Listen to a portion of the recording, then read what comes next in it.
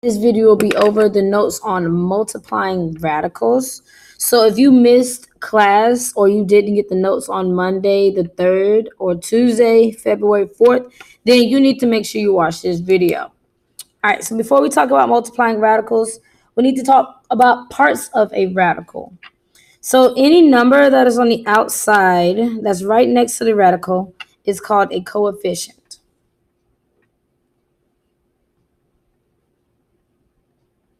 And anything that is on the inside of the radical is called a radicand. So I'm going to be using these words a lot.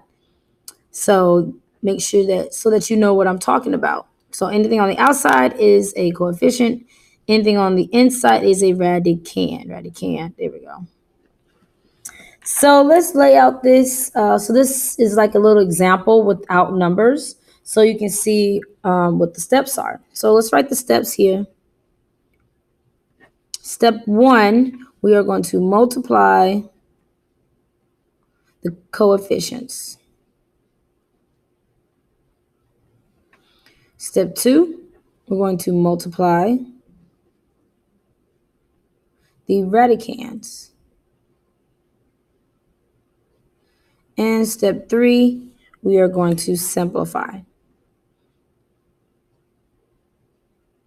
And if you do not know how to simplify, if that is brand new, complete confused, then make sure you go watch the last video I made on simplifying radicals, perfect squares and simplifying radicals, so that you don't get left in the dust.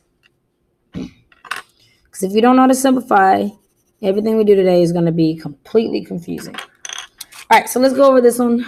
So first, we're going to multiply the coefficients. My coefficients are A and C. So this will be A times C on the outside. Notice how I put it in parentheses. So just practice good habits. Always put your stuff in parentheses. Step 2, multiply the radicand. So that's anything that is on the inside. I'm going to be multiplying the square root of B times D. Notice how I kept it underneath the square root. And then, of course, if these are numbers, we will simplify this radical. So let's do number 1. We're going to do number 1, number 2, and number 3 together. And then number 4 will be a challenge. So I'm going to zoom in on number 1. All right, so step 1, we are going to multiply our coefficients. So notice that this one doesn't have a coefficient in the front. There is an invisible 1 there. So we're going to be multiplying 1 times, and this coefficient is 2 on the outside of the square root. And step 2 is multiply the radicands. So I'm going to be multiplying 5 times 15. And of course, I would keep it underneath the square root like I kept it here. 5 times 15. All right, so now let's simplify. This will be equal to 1 times 2 is equal to 2. Notice how I kept it in parentheses. And the radicand, 5 times 15. I'm going to get my calculator because I am not the best at mental math. 5 times 15, I already did it, is 75. All right, so now I got to simplify this radical 75. So first, I'm going to list my factors for 75. So if you do not know how to do this, make sure you go to the last video. My factors are 1 times 75 and 3 times 25. I'm going to use 3 times 25 because 25 is a perfect square. Take out square root of 3, square root of 5. I know the 25 will simplify into 5. And 3 does not simplify, so it just drops down. And we always drop down our coefficients. So at this point, we will multiply our coefficients, and we'll leave our radical at the end. So if I multiply these two, I get 10 and the square root of 3. This is my answer. All right, let's do number 2.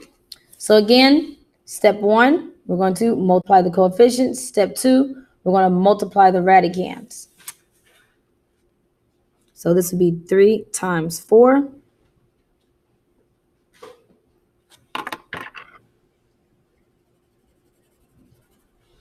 And on the inside of the radicand will be 2 times 12. All right, so let's simplify this. 3 times 4 is 12. Notice how I keep inside parentheses. And then the square root. 2 times 12 is 24. So I need to simplify 24 by finding my factors. So I have 1 times 24, 2 times 12, 3 times 8, and 4 times 6. So I know that 4 is a perfect square. So I'm going to take out 4 and 6. The square root of 4 times the square root of 6. And 4 simplifies into 2. But let's check 6. Let's see if 6 simplifies. So I'm going to list my factors of 6. I have 1 times 6 and 2 times 3. Other than 1, I do not have any other perfect squares. So 6 does not simplify. It will just drop down. And of course, we always drop down our outside coefficient, which is 12. And we will multiply, excuse me, 2 times 12 will be giving me 24. And then the square root of 6.